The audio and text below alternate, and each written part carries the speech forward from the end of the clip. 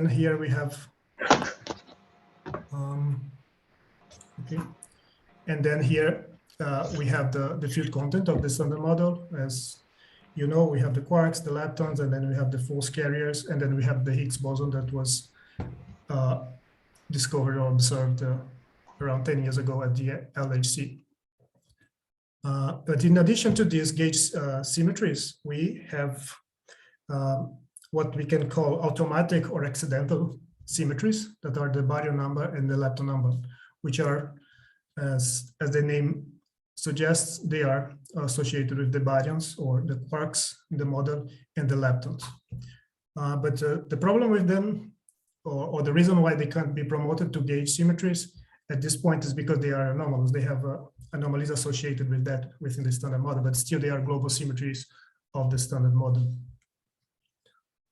Okay, so basically you impose this gauge group and then you get for free these global symmetries. In addition to all this picture and all the success of the model, we know that the standard model is not the final theory, and we have many unanswered questions. And among them, maybe the two most important ones, or one of the most important ones, are the origin of neutrino mass and the nature of dark matter. That these two questions cannot be answered within the framework of the standard model, and we need some extension to describe these phenomena in an acceptable way.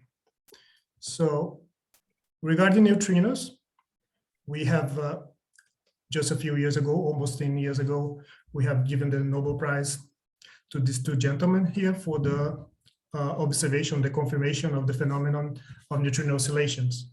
So what this basically means is that neutrinos, they can change flavor through propagation, even if they are propagating through vacuum. And this, when you write down the mathematical formalism, you understand that this can happen if they are massive. So in the standard model, neutrinos are considered to be massless, and due to the observation of neutrino oscillations, we know that they are actually massive, or at least 2 out of the 3 that we have observed have to be massive. So neutrino oscillations, they can give us the mass differences, 2 mass splittings. In addition to that, given the amount of experiments that we have in neutrino physics, we have been able to observe with great precision some of the parameters associated with neutrino physics. So we have 3 mixing angles, a CP phase, and also these mass differences that can be inferred from neutrino oscillations. Some of them are more well measured than the others, and we still have some questions that need to be answered to get to the full picture.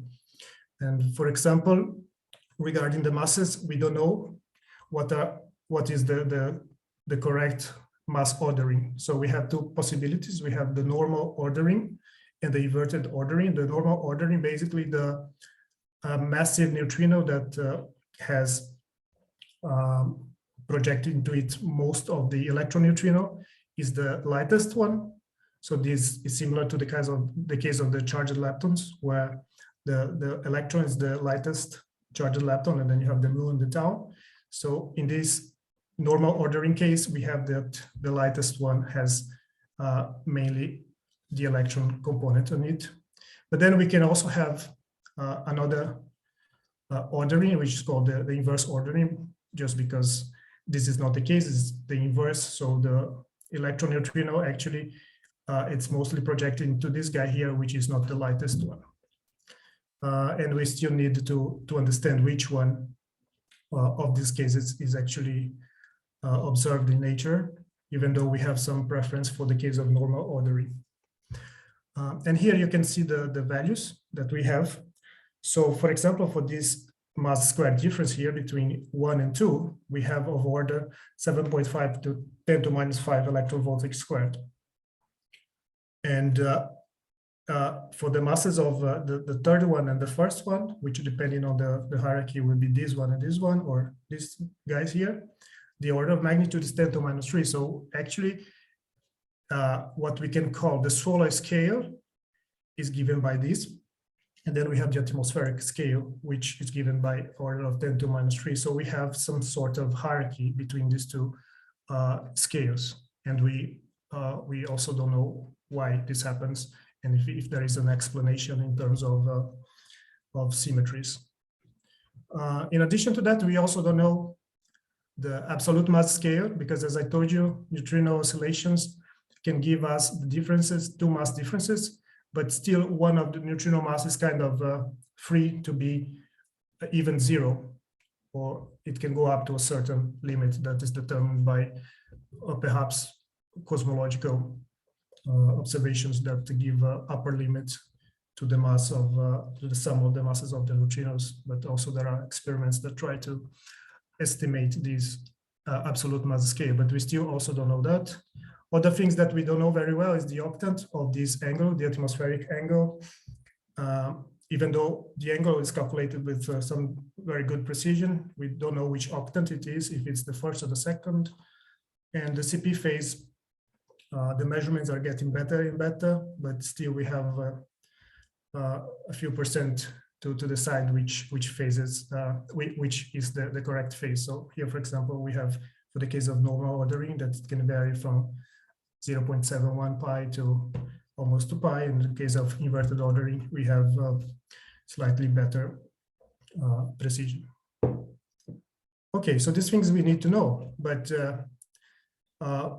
as I said, neutrino masses are not expected in the standard model. So the standard model needs to be extended so that we understand all the parameters that I presented to you now. So which way can you extend the standard model to explain the origin of neutrino masses?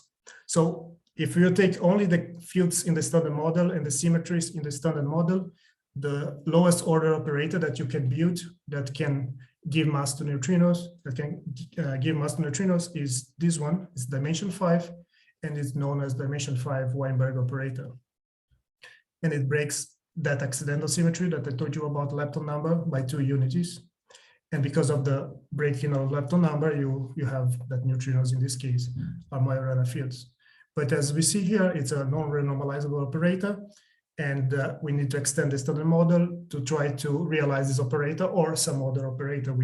It doesn't need necessarily to be this one, but this is the lowest order within the standard model. And there are many ways that you can realize this operator, but the most popular ones, the most well-known perhaps, are the seesaw mechanisms. Okay. So the type 1 seesaw mechanism, which is a way of realizing the Weinberg operator, it's a very well-known extension of the standard model, where you have the standard model and you add singlets, fermion singlets under the standard model gauge symmetry. And with this, if these guys can couple to the standard model via this term, that is, if it can couple via the Higgs doublet and the lepton doublet, you can generate a Dirac mass term for neutrinos via this interaction. And if you allow this guy, the new fermion, to gain a mass, you can have a very large mass, because in principle this guy is not related to the standard model symmetry. So the mass can come from some ultraviolet theory. And in this case, you have this full diagram here. And in the case where this mass is much larger than the electroweak scale, you have a suppression of the mass of the neutrino. So neutrino masses are generated through this interaction, and they are suppressed by the large mass of this guy. So basically, this is the usual type 1 seesaw scenario. But the issue with this kind of scenario is that you're generating very light neutrino masses, but for that, if you want that the UCALs associated with these interactions are of order 1, or they are not too suppressed, you need a very large energy scale, mass scale for this case. So in this example here, if you take the UCALs of order 1, and of course the web of the Higgs is fixed, you're gonna need that the mass of the new singlets, that they are of order 10 to 14 GeV. And therefore the interactions will be very it will be very difficult to test this kind of scenario because these particles are extremely massive and you can't produce them. And on the other hand, you can have maybe slightly lighter new physics here, but then the Yukawas will be too suppressed, and in the same way you can detect the interactions. So this kind of seesaw that requires a high scale scope, it's known as high scale seesaw, and you have this issue of phenomenologically testing your model experimentally, getting some signatures from it. Just an interesting detail is that if you add 3 of these guys here, you cancel the anomalies associated with the B-L symmetry that I mentioned before, and then this scenario can be gauged. Another way of reproducing or realizing the dimension 5 Weinberg operator is by adding a scalar triplet, and then you don't need actual fermions here. And then if this scalar triplet, it has a lepton charge of 2, it can couple to the lepton doublets. And then once it acquires a VEV, it will generate a Majorana mass term for neutrinos. And if this VEV is very small, then you can have neutrino mass explained by that. And normally, you can get this VEV to be very small, very suppressed, if the mass of this triplet is very large, again, around this very large scale, which is normally associated with grand unified theories. In this case, however, you are not adding new fermions, and the B-L symmetry remains a global symmetry and can be promoted to local. But this scenario is slightly perhaps simpler because you just need a scalar triplet. But of course, these scenarios are high-scale scenarios. So as I said before, it's difficult to test, but there are other realizations that normally you need to add more fields like this one. This is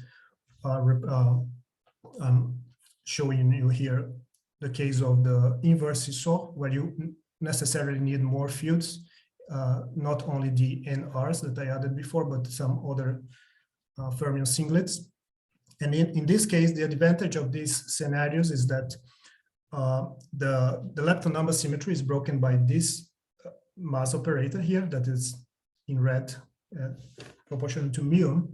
And if this mu is small, neutrino masses can be small without requiring that you have a very high energy scale in your model. So this kind of seesaw mechanism is known as lower scale seesaw, because in the end, if you can make this guy that protects the B-L symmetry is small, then you don't need a mass scale in the denominator that's too large to get to the neutrino sub-electron volts mass scale. So in this case here, for example, you can have the new physics scale around 10 TeV if this guy here is around 1 keV. So you can have some signatures that can be tested. However, the model needs to be slightly more involved than in the original scenario of the type 1 or type 2 seesaw. Okay, but of course, if you want to generate very small neutrino masses below the EV scale, one natural thing to think about is that neutrino masses are actually generated by loop corrections instead of tree-level mechanisms. And because loop corrections already provide you with a suppression from the loop factors. And also the advantage of this kind of scenario is because you're going to have, again, new physics at a lower scale, because you already have suppression coming from different factors. So you don't need a very large energy scale to get to your neutrino mass scale. So one example of this that has been studied quite a lot in the last years is this scotogenic mechanism that is a radiative mechanism for neutrino masses, and the mediators are dark fermions, or dark fields in general, fermions and scalars. And this was proposed almost 20 years ago now by Ernest Mach. So the simplest scenario for this scotogenic mechanism is that you add to the standard model one inert doublet, which is this eta here, and then you add the fermion singlets as in the type 1 seesaw mechanism, which we call here N. But in addition to that, which is very important, is you also have the imposition of a Z2 symmetry, under which these two new guys are transformed in a non-trivial way. And this symmetry is very important because it will forbid the tree-level mass for neutrinos. Otherwise, if you didn't have this Z2 symmetry here, you could have a type 1 seesaw mechanism straight away. And also, it will help to stabilize the lightest among these two new guys. So because of the Z2 symmetry and because these two guys are the only ones that transform non-trivially, you're going to have a kind of a dark sector because the lightest one among them can't decay into the standard model fields. So it's going to be stable. It can be the dark sector. So that's the idea behind this scotogenic mechanism. It's mediated by dark fields, and it requires a symmetry to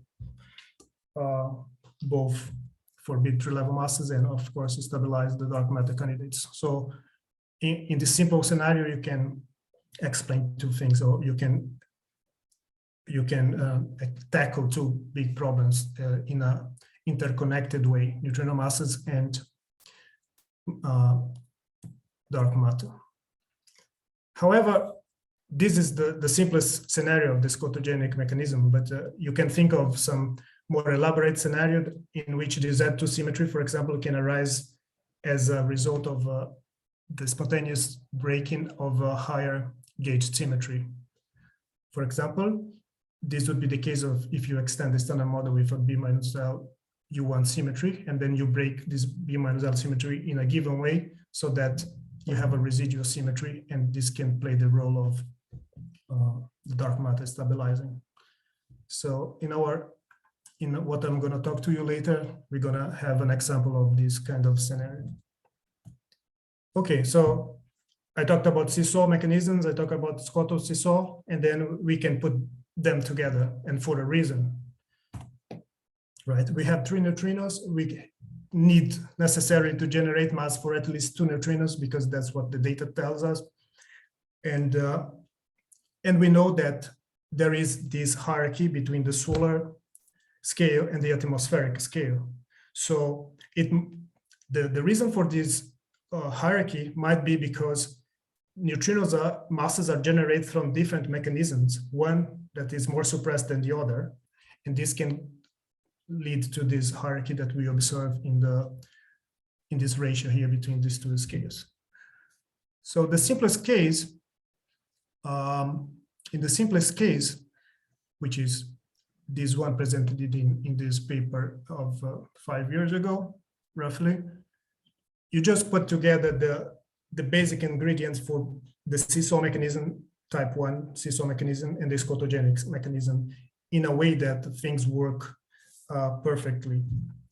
So in this case here, you would have the standard model plus you add one fermion doublet that is a singlet under the standard model, as I said, and there is also a Z2 symmetry, but this guy transforms trivially under the Z2 symmetry, just like the standard model does. And then you add these two guys, which are the ones that I just showed you for the scotogenic mechanism.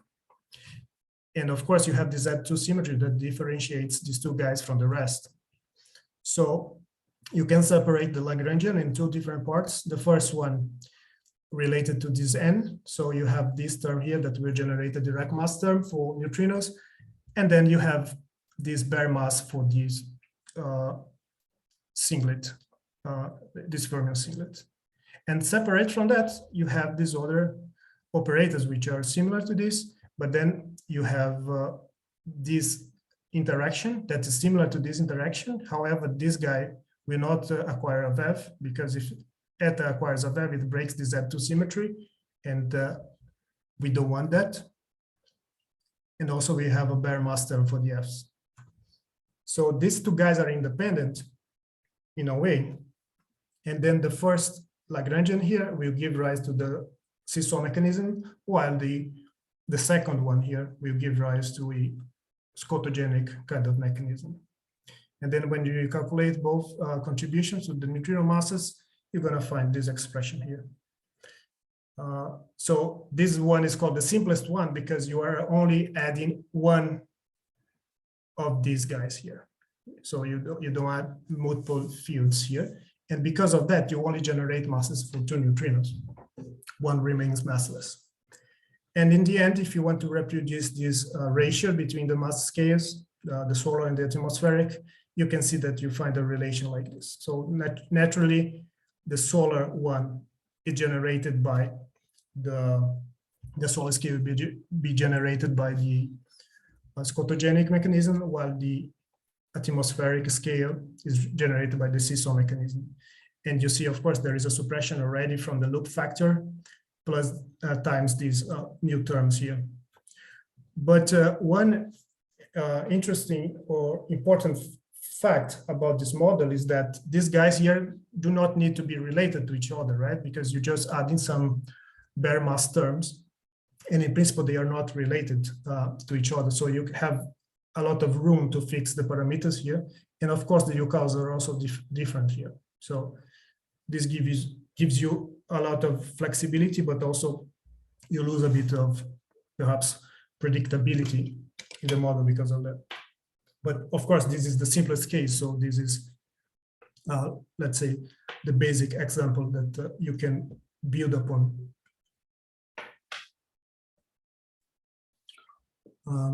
Okay, so from this paper, there are other papers that explore the idea in more involved scenarios. For example, some scenarios in which some flavor symmetries are added. For example, in this paper here from this year, they consider the scoto-seesaw scenario, but in the context of a A4 discrete symmetry. And, yeah, it's very low, but yes. Hello? Hi. I have a question, see, about the main setup. I mean, you have these two scales, I mean, atmospheric and solar, but there are other experiments. I mean, they are not the only experiments. Why you are choosing those two and thinking that because of that, you have this possibility of having different explanations for the solar and the atmospheric? I don't understand. There are other experiments also. I mean, why are you choosing only those two? Yeah, so these mass differences are basically the ones that you get from, let me go back here, from the oscillation experiments. And you can see, if you look at the possibilities, that there is there is a way of you arranging the neutrino masses according to the experiments, right? And then you see that these two masses here, they are much closer with respect to these ones here. So there is some of kind of perhaps hierarchy between these masses here, either the first and the second with respect to the third, or in this case here, they inverted the hierarchy. But you notice from these numbers here that you get from oscillation experiments that there is certainly some kind of hierarchy that might have an origin of some symmetry or different mechanisms. So that's what we try to tackle in this case.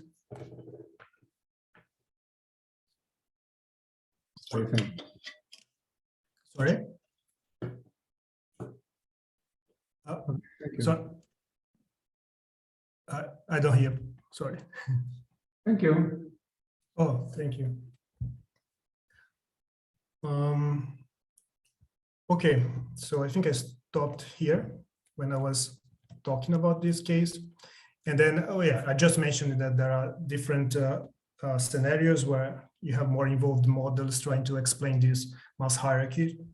For example, in this case, where they have the A4 symmetry that relates it makes things more related to each other. And if I'm not wrong, in their case, they have the masses to be at the same scale and the UCALs even to be the same. So you have more predictability in that case to find this kind of relation between the scales of the solar and the atmospheric, right? Which are basically I mean, naming them solar and atmospheric, but they are in fact the mass differences between neutrinos, right? Okay, so the idea was to try to realize this kind of scenario in a dynamical way, so that these masses here, for example, they are generated from the breaking of gauge symmetry, a higher symmetry. So that was the original idea, to try to explain this in a scenario where you have perhaps a gauge B-L symmetry that relates these parameters so that the ratios there are more well defined. And in addition to that, also we wanted that the Z2 symmetry, of course, that is put kind of by hand in the original scenario, that it can come, you can explain them as a result of the breaking of the gauged symmetry, which is the B-L in this case. Okay, but of course we have problems with gauging a B-L symmetry, because as I said in the beginning, B-L is anomalous. And then we have basically these two anomalies associated that give these anomaly coefficients that are different from zero. And then you cannot promote to a local symmetry in a consistent way. So to do that, you need to extend the standard model, of course. You need to add more fermions that will go in this loop here and will help to cancel these anomalies. And okay, the simplest solution is the one that you add 3 right-handed neutrinos with B-L charge of -1. But however, this scenario would not favor the scoto-seesaw. The solution would not favor the scoto-seesaw scenario, because with 3 guys with this charge here, you reproduce actually the seesaw, right? Because that's what the seesaw mechanism is. Basically, you add 3 right-handed neutrinos with B-L charge of -1, and then you have the seesaw mechanism happening. Okay, this doesn't work. So we have a second solution that is also a solution with 3 neutral leptons. I think these are the 2 only solutions that you can have in this case, with 3 neutral leptons and charges, interior charges. Well, and then the solution to the anomaly problem is to add 3 fermion singlets to the standard model, but they are charged on the B-L symmetry with charges -4, -4, and 5. And you can check that if you have these guys here, the anomalies will be canceled, just like in the cases you have -1, -1, -1. In general, these equations are difficult to solve because of this relation. You have this sum of cubic charges, and this is normally not so trivial to solve. But okay, you have this solution, and you know for a long time. And then we notice that this solution, actually, we have different charges for the fermion fields. So this solution kind of, because you have different charges, you can think that these guys will couple differently to the standard model. So they might lead naturally to different neutrino mass mechanisms. So that was the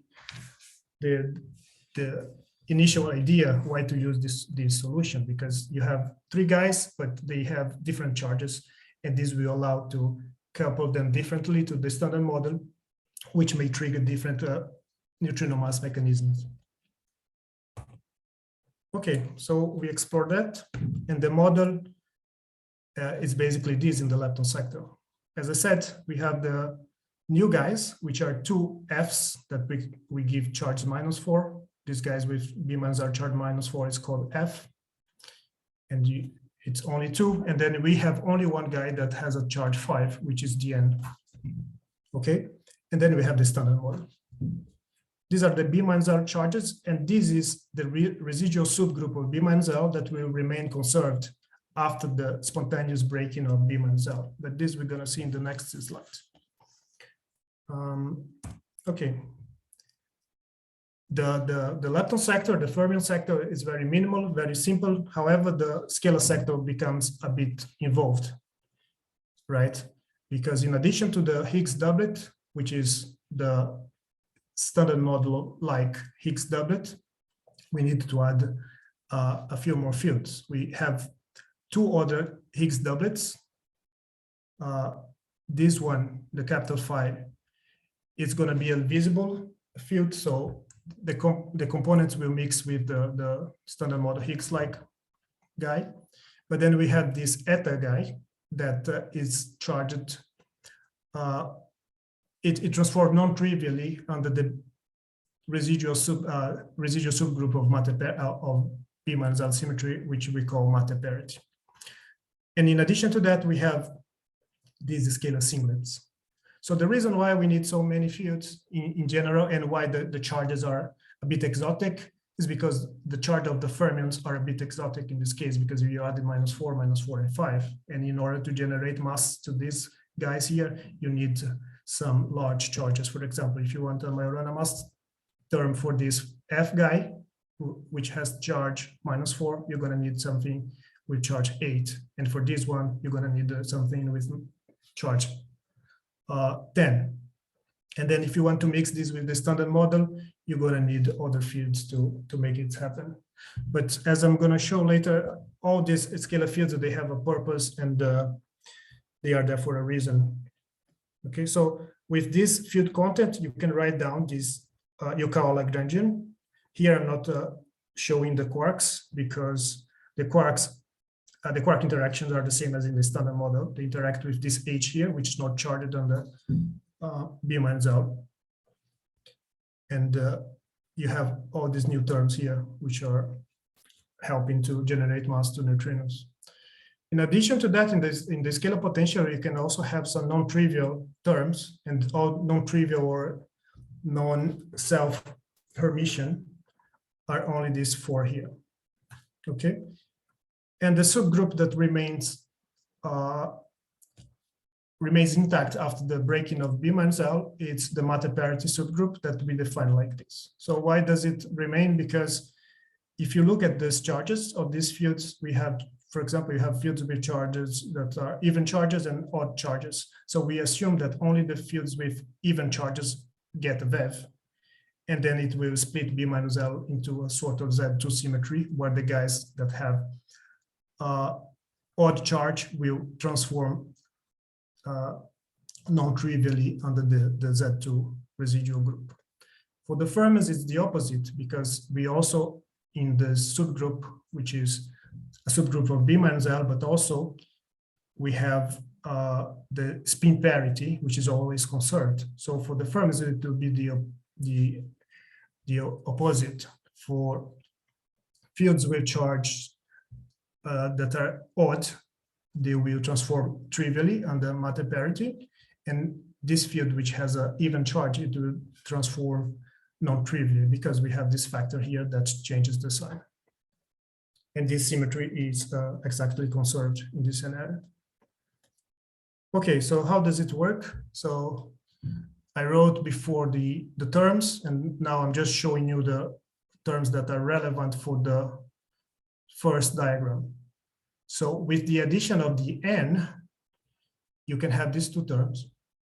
One will allow for some sort of Dirac mass term with neutrinos, with the active neutrinos, and the other one will generate a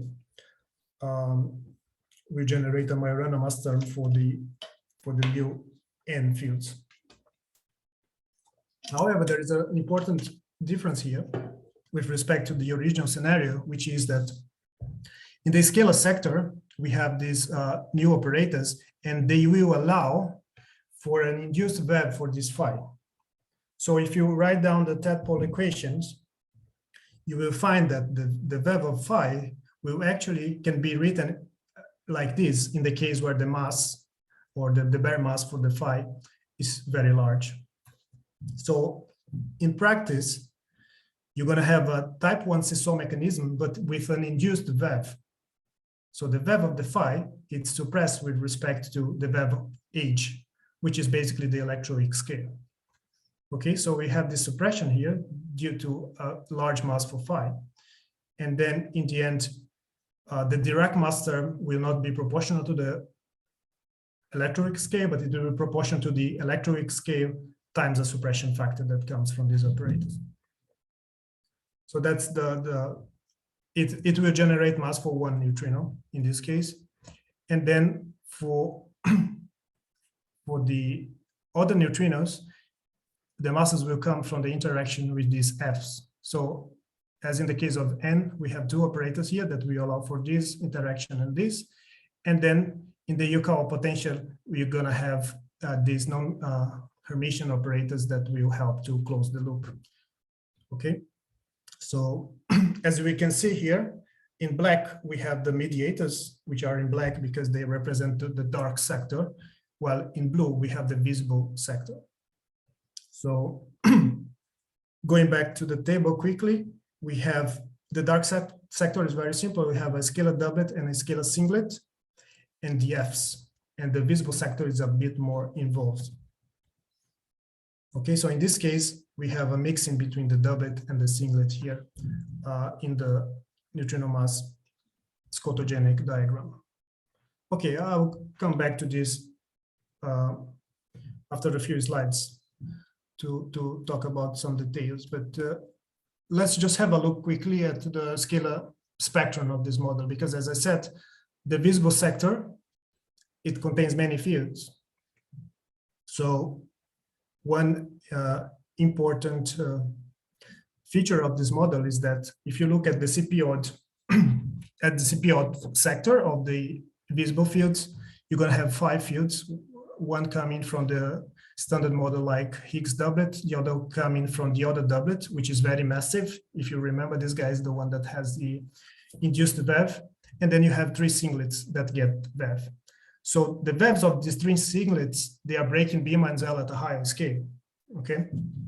And then you have the mass matrix here for these guys, they will mix. However, when you diagonalize them, you're gonna notice that the mass matrix is of rank 2. And 2 of these guys, 2 of the massless guys would be Goldstones. They will be absorbed by the Z and the Z prime. Now we have a Z prime because we promoted the B minus L to a gauge symmetry. So, okay, 2 massless guys will go to this, they will be absorbed by the gauge sector, making the vector bosons massive. And then you're going to have 2 massive fields. One, which will be heavy. When I mean heavy here, when I say heavy, I mean they will be around the scale that is breaking B minus L, the B minus L breaking scale, which in our scenario can be taken around the TeV or a bit higher. And then super heavy is the other mass scale, which is associated to the other doublet, which is supposed to be above the B minus L breaking scale. And finally, we still have another massless field that will be a physical Goldstone in the theory. So in this case, we're going to have a breaking of a global symmetry that manifests itself in the potential, and then it will give rise to a massless field that can give some experimental signatures that we have to verify. But as you can see here, this Goldstone is mostly singlet-like, okay? Because the composition into the doublets is suppressed by the ratio of these VEVs. And if you remember well, the VEV of the phi, the capital phi, is a suppressed VEV, and then it's divided by the electroic scale and the B minus L breaking scale that we call V phi here. So for simplicity, we are taking the VEVs of the 3 singlets, phi 1, phi 2, and phi 3 of the same order for this approximation here. So the Goldstone will be mostly projecting to the singlets of the model, but there will still be some projection to the doublet, and this can give rise to some important effects. Finally, with respect to the scalar sector, we have the dark scalars, which, as I said before, the dark sector only has a doublet eta or eta and the singlet sigma. And then what we're going to have is that the CP even component as well as the CP odd components will mix. In this case, we are assuming CP conservation. So CP even will not mix with CP odd, but CP even components will mix among themselves. So for example, here for the CP even fields, we have the mixing that's given by that, but the mixing angle, if you look here at this equation, the mixing angle will be suppressed because we have the suppressed VEV in the numerator, and in the denominator, we have this large expression that will depend mostly or will be controlled by the VEV of the singlets, which are the Bimanzal breaking VEVs, which are much higher than the V capital phi VEV. So in this case, we're going to have this mixing between doublets and singlets, and then we have massive fields here in the dark sector. In addition to that, we're going to have a charged guy in the dark sector coming from the too, but this guy will not be, of course, it will not be mixed with anyone else. And again, these guys are the mediators of neutrino masses, as we saw in the diagrams previously. Okay, so let's go back to neutrino masses quickly. So what I said was that the n that is introduced that has Bimanzal charge equals 5, it's responsible for the seesaw mechanism. And since there is only one n, the mass matrix is given by that. So we have this 3x3 block here, which is vanishing, and we have these only guys here that are not vanishing. So once you diagonalize this matrix in the limit where this v phi, v small phi, or where these VEVs, the Bimanzal breaking VEV, is much larger than v capital phi, which is the induced VEV, we have that one of the neutrinos will get a mass proportional to v phi squared, which is the suppressed induced VEV divided by this thing here. So even though we have this type 1 seesaw mechanism, it's like a type 1/type 2 seesaw mechanism because of the induced VEV. So we don't need a very large mass scale in this case. And if you take, for example, this induced VEV of order 10 to minus 2 GeV and the Bimanzal breaking VEV or breaking scale of 10 to 4 GeV or 10 TeV, you can have neutrino masses below the electroweak scale for Yukawas of order 0.1. So you don't need the very small Yukawas, and also you don't need very large mass scales. And this is different from the original or simplest scoto-seesaw, where they only had here the Higgs VEV. So they didn't have the suppression, and they would have to play with the mass scales or the Yukawas. So this makes it more natural in this scenario. For the case of the for the dark mediated ones, we're going to have two mass scales here, because we have two mediators, we have two Fs. And this will be given by this expression that is large, but it's basically you take into account the four scalar fields that are going through this loop here, because you have a CP even component coming from eta and another CP even coming from sigma, and then you have also CP odd components. So we have four scalars, which one they will mediate the mass generation, and also you have a summation here into the fermions, which are 2. So basically, this is what it means here. Yes, and as I said, with these values here, you can have neutrino mass naturally. So one point to consider here is that, okay, in this scenario, one neutrino gets a mass at 3 level by the seesaw, and 2 neutrinos get masses at 1 loop level via this scotogenic mechanism. So it's natural that this scenario, it will favor normal ordering, because one neutrino will be more massive and the other two will be lighter and will be having masses close to each other. And this is basically what we have in this scenario of normal ordering. So the model itself and the idea of this scoto-seesaw, it favors normal ordering naturally by construction. Okay. Okay, so now I just want to talk a little bit about some consequences. And in particular, I'm going to talk about charged lepton flavor violation in this scenario. How many minutes do I have?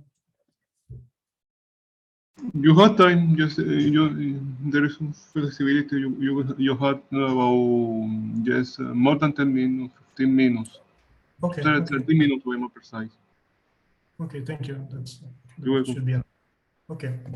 So yeah, so I'm just gonna describe a bit of this phenomenological feature related to charged lepton flavor violation, because in this kind of models, you're gonna have lepton flavor violation. And in special, if you look at this process, mu to E gamma, you're gonna have different contributions in this model.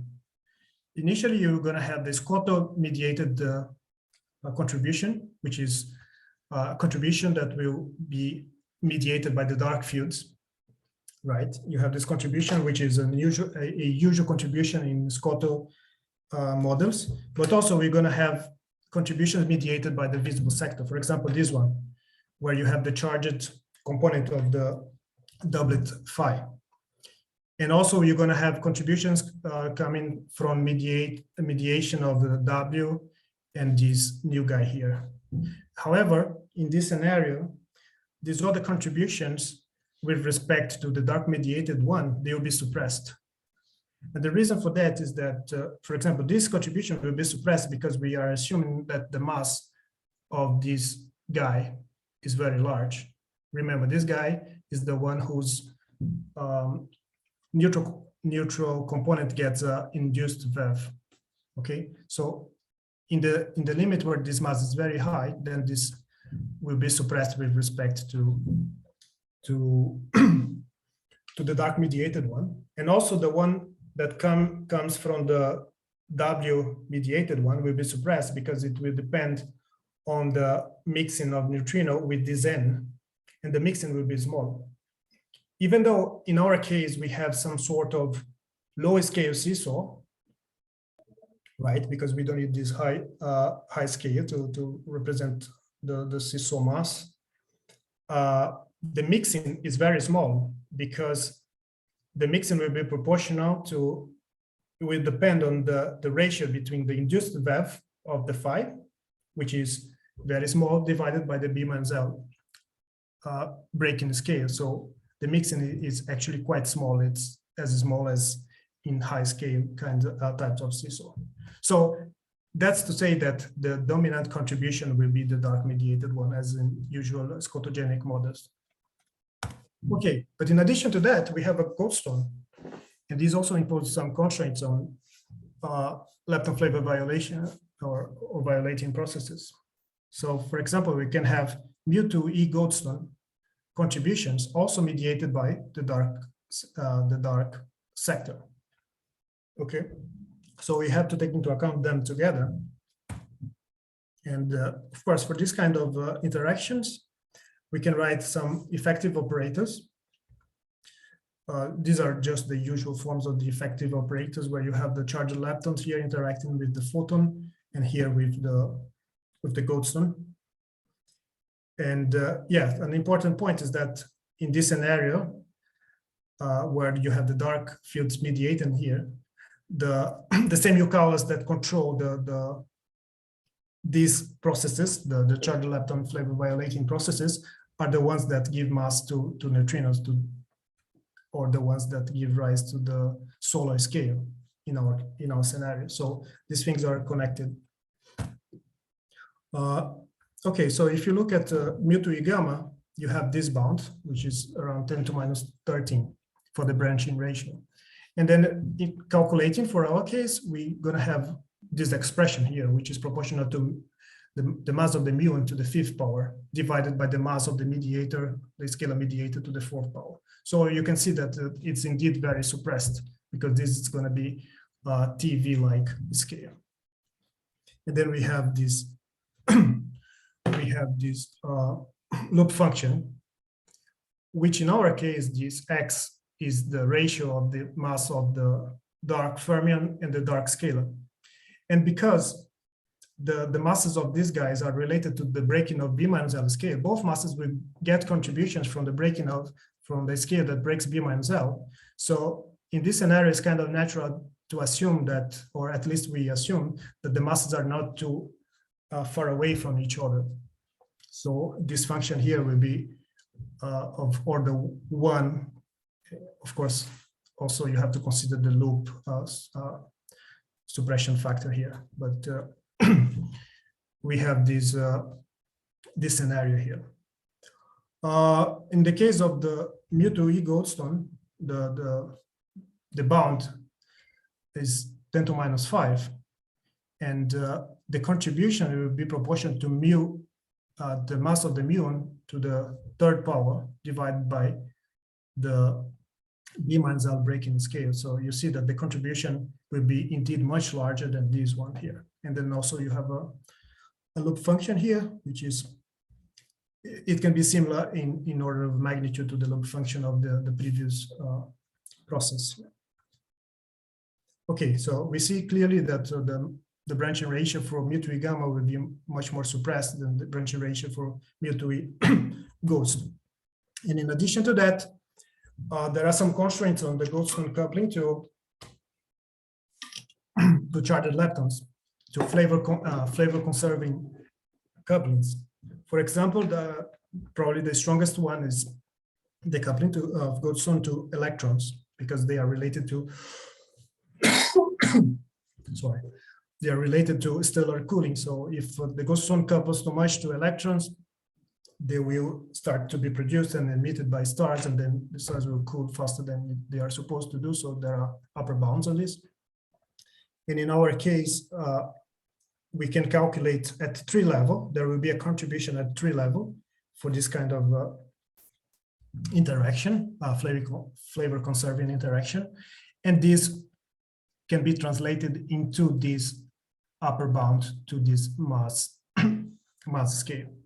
So this mass scale here, which is the induced VEV squared divided by the B-Manzel breaking scale, has to be smaller than roughly 10 to minus 5 GeV.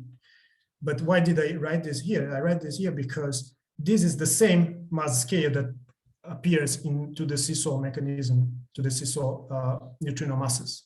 So this mass scale is indeed expected to be very small. This is just another feature confirming that. Okay. Okay. Right. I think this slide is in the wrong place for some reason. Anyway, so we're talking about lepton flavor violation, and then we calculated the branching ratios are given by that. And in order to make some plots, what we do is we perform a scan to show, to vary some of the parameters and see the behavior in our model. And for that, we fix the neutrino oscillation data. So all the points in the plot, they satisfy neutrino oscillation data, and we do that for the case of normal ordering, as we mentioned before, because the construction favors normal ordering. So we choose this, let's say, benchmark, and we use some kind of parameterization a la Casa-Zibara for finding the Yukawas. So what we're doing in our scan is we're just varying the neutrino oscillation parameters within a 3 sigma range. So here we have the lepton mixing matrix, and we vary the mixing angles and the CP phase within this range. And then we have the masses of the neutrinos here. We are also varying within the acceptable range. This rho is usual in this kind of parameterization, is just an orthogonal matrix. And then this is basically the mass scales of the model. And this will come from the seesaw as well as the scotogenic. So we just do this parameterization to find the Yukawas. And then in addition to varying the neutrino oscillation parameters, our benchmark assumes that the couplings in the scalar potential, the ones that are relevant for this scenario, they are taken of order 0.1. This mu1 guy here, which is appearing in the scoto loop, we take it of order, we fix it to 5 TeV, which is around the B-Manzel scale that we are varying. And then these are the Yukawas that are given Majorana mass for the mediators of the neutrino masses. So we take, for example, 0.5. And these guys are fixed, but the B-Manzel breaking scale is not fixed. We vary it in the range of 1 to 15 TeV. And also we're going to have the induced VEV. If you remember, the induced VEV is a function of the B-Manzel breaking scale divided by this mass, which is the bare mass of the scalar doublet, which is very large. And in this scenario, when we vary V phi, we keep everything else constant, and we vary V phi as well here. So as this V small phi is varying, this induced VEV will also vary in this range. So it's going to go from 10 to minus 3 GeV or MeV scale to 0.2 GeV in this scale. So, okay, what we do here in this first plot, we're plotting the mu2 versus mu2 gamma. And then we have the exclusions here. You see the gray area are excluded by these upper bounds. And the gray points, they are excluded by the flavor conserving bounds on the couplings of the Goldstone to electrons, mostly. There are also constraints on the coupling of Goldstone to muons, but the one to electron is a bit stronger. So these gray points here are excluded by these couplings and related to stellar cooling. And we see here that, as expected, the contribution to mu2 is much larger than the contribution to mu2 gamma. Like here you can see, for example, if you take a point here, it's 10 to minus 5, the branching ratio from mu2 and then the branching ratio from mu2 gamma is 10 to minus 15, 16. So we see that what's most constrained here is actually mu2 because for the points that are excluded by mu2 gamma, they have been long excluded by mu2 in this scenario. So mu2 it's more constraining in our model. So we decide to have a closer look at mu2 and then that's what we find. Nothing unexpected in this scenario as we increase the masses of the mediators. And remember, the mass of the mediators will go with the B-Manzel breaking scale. So basically here we are increasing the B-Manzel scale to the right.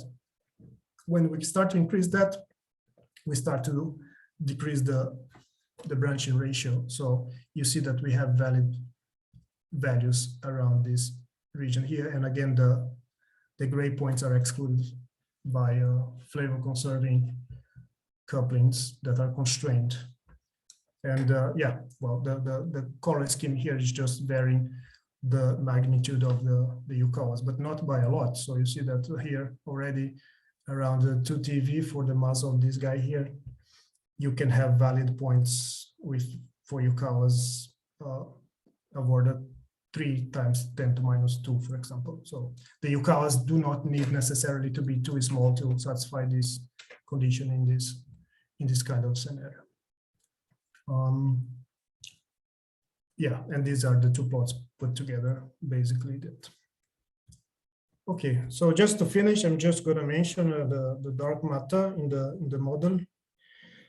As I said before, the dark matter are the mediators of the scotogenic. So in this case, we have that they are stabilized by the residual symmetry that comes from the breaking of B-Manzel, which is defined as matter parity. And for the dark matter candidates, we have 2 options. It can be scalar or fermionic as usual, but the scalar one, it's going to be a mixture of doublet singlet dark matter. And this is a bit different from the standard scotogenic scenario where you only have the doublet. So you have a bit more flexibility here in the case of dark matter, which if it's scalar, you can have mostly singlet, for example, dark matter, or you can have mostly doublet scalar dark matter, for example. And for the case of the fermionic dark matter, it's going to be the Majorana fermion here mediating.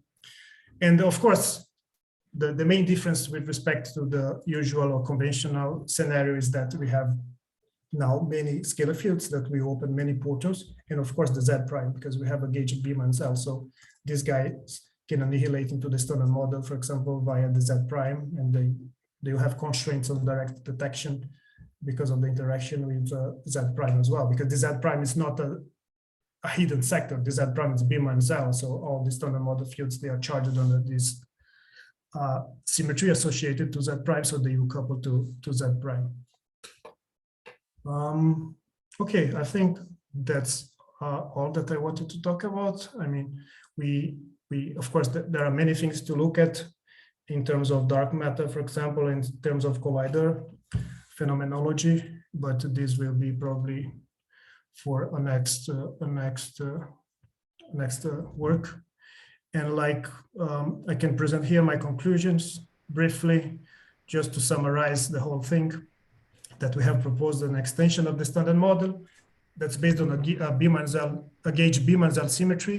And instead of the usual B minus L symmetry, we have this non-sequential B minus L symmetry that depends on singlets that are charged differently. Because they are charged differently, they couple different to the standard model fermions, and they can provide a natural setup for a scoto-seesaw mechanism. And because of that, we have a natural or explanation for these monads of the ratio between the solar and the atmospheric ratios. You have the atmospheric generated by the seesaw, and the solar is generated by the radiative scotogenic. In addition to that, the scalar sector is a bit involved, and we have a Goldstone boson that leads to many signatures, and we have explored a bit the ones associated with lepton flavor violation, which are much more constraining than the usual mu to E gamma charged lepton flavor violating process. And yes, we have the dark matter, as I just said, that can be either doublet, singlet, scalar, or can be a Majorana fermion. You have all these new portals to explore. And of course, you have several new fields around TeV-scale, like Z prime, dn, and many scalars that can be investigated. They can be produced and investigated in colliders. Okay, that's it for now. Thank you. Thank you very much, Julio, for the very nice and comprehensive talk. Question from the audience? Yeah, I have questions. This Goldstone boson that you mentioned, is that the Majoran? It's not the Majoran because But don't you have a Majoran here? Yeah, so if we had, like, the Majoran, it's normally defined as the Goldstone associated with the breaking of B minus L, right? In this case, B minus L is a gauge symmetry. So the Goldstone associated with that, it's absorbed by the gauge sector. So this guy is associated with neutrino masses, but it's like a symmetry that arises at the scalar potential. Because if you remember, just a second, let me show the table. The charges of the scalars are non-trivial charges, are not usual charges. So in general, when you have this kind of scenario with these large charges, it's difficult for you to kill all the symmetries associated with them. Like what I'm trying to say is that if you have a scalar potential and you add different fields, each field will come with a new global symmetry, right? And then you can, let's say, kill this symmetry by writing down non-Hermitian operators that will make this symmetry, that will break these global symmetries. But in this case, because we have these charges that are not usual, you cannot write down as many non-Hermitian operators that you'd like, for example, to kill all these global symmetries. And then there will be still another global symmetry in the potential that will be broken by the VEVs. But this is not exactly B minus L symmetry. It's some other symmetry in the potential.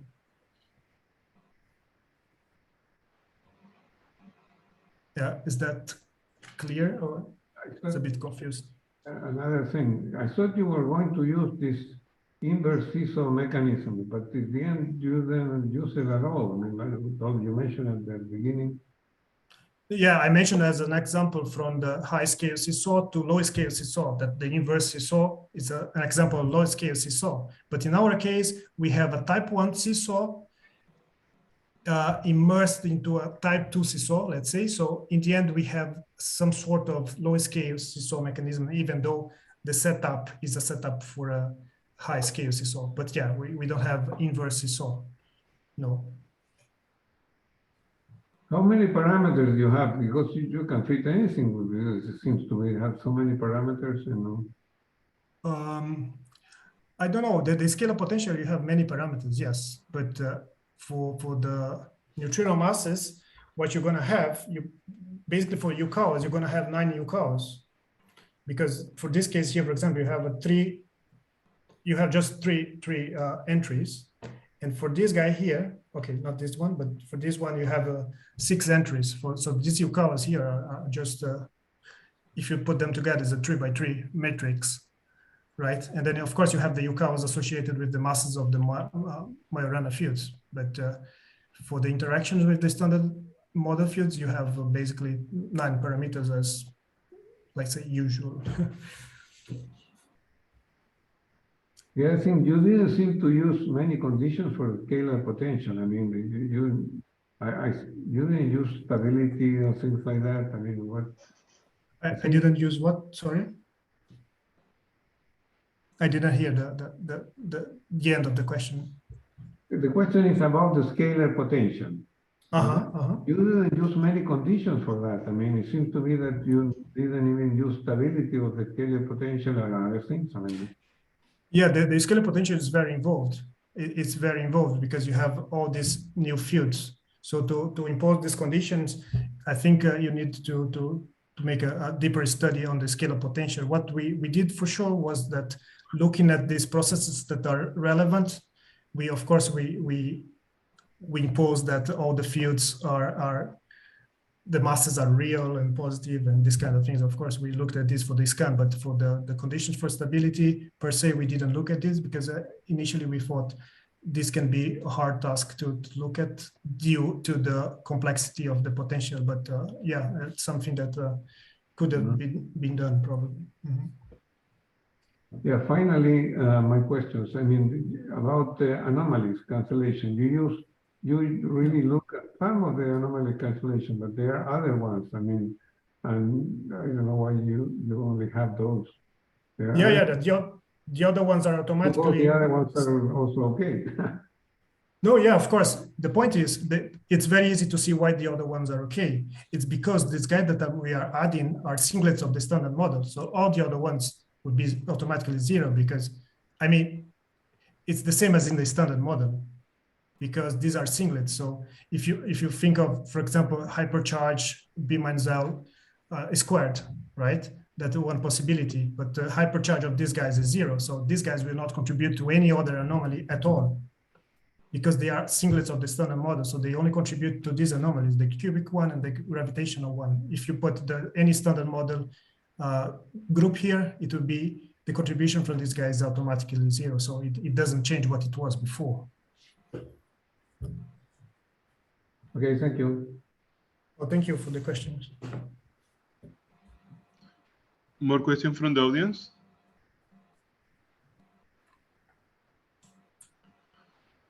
I had a question. Julio, there is a way of getting rid of one of the singlets. Can you please show the diagram for the neutrino masses? Sure. Maybe this one will show both. No, the other, not that one. The loop. This one? No, the loop diagram. The loop that you show. This one, yes.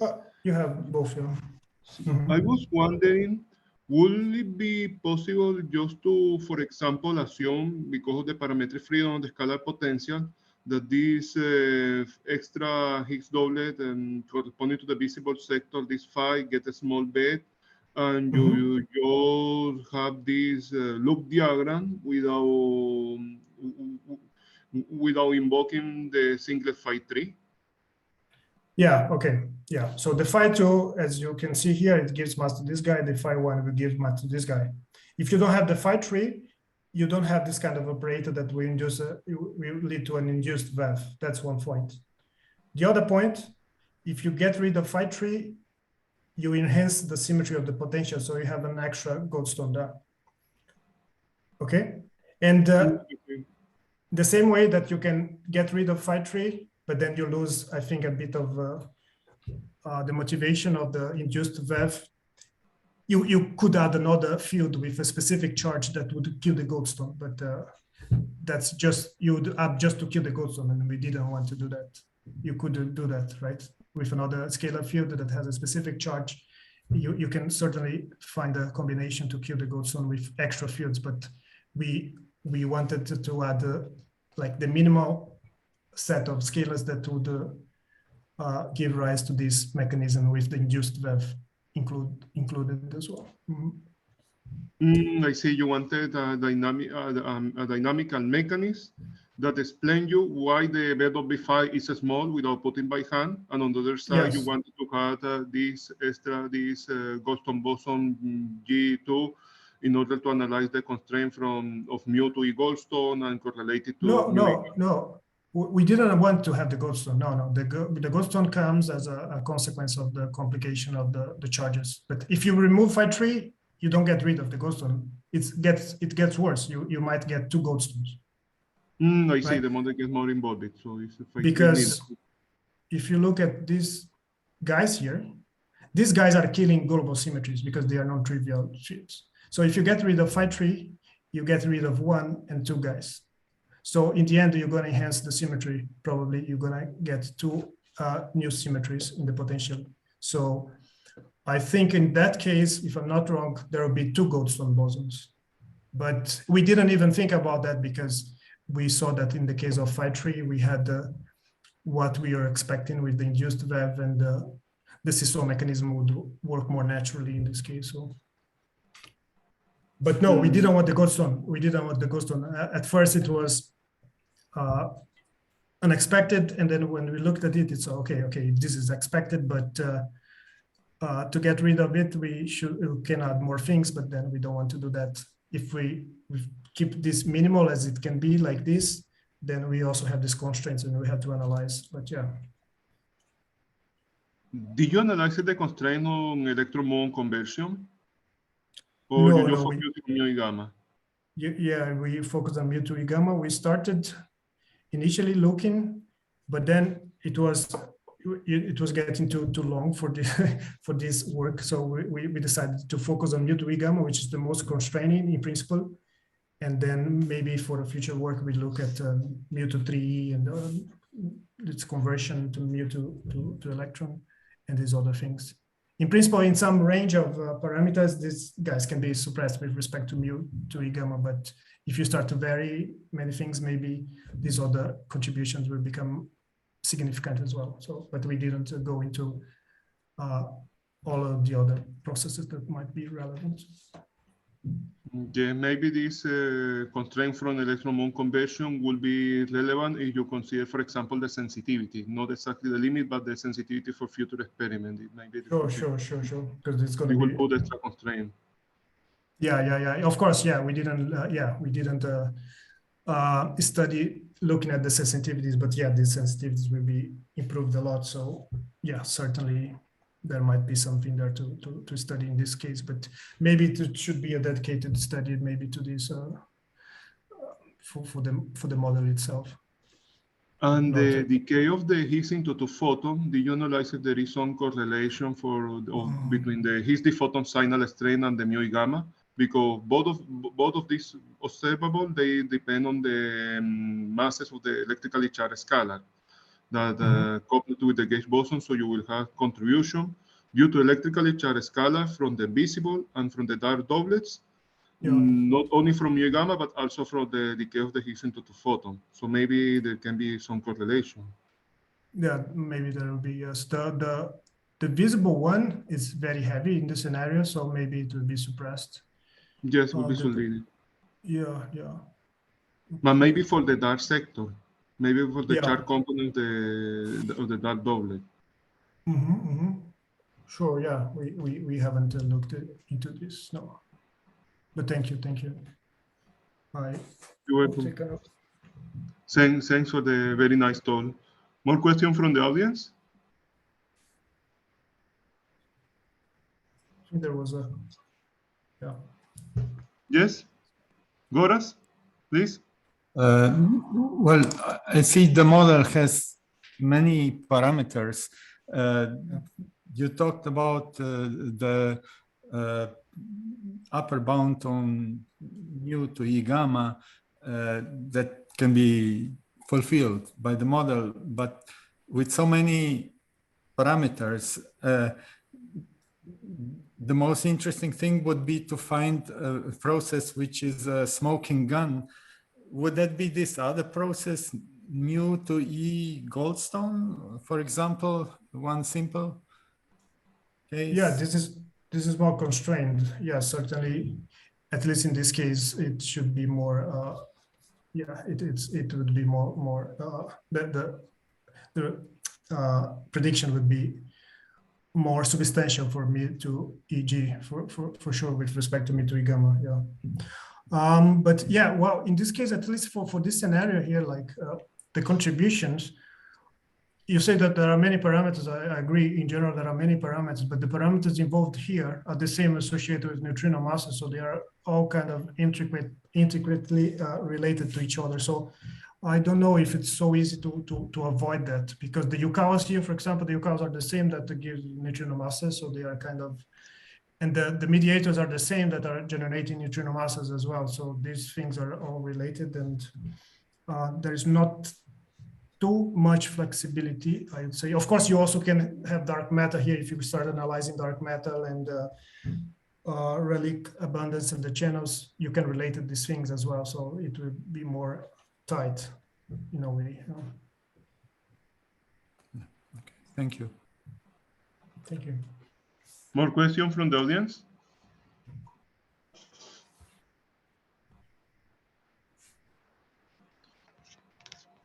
If there are no more questions, we send the speaker again for the very nice and comprehensive talk, and we meet at the next seminar. Thank you. Thank you. Thank you. Thank you, Julio. Thank you for the invitation again. Bye-bye. Bye. Bye.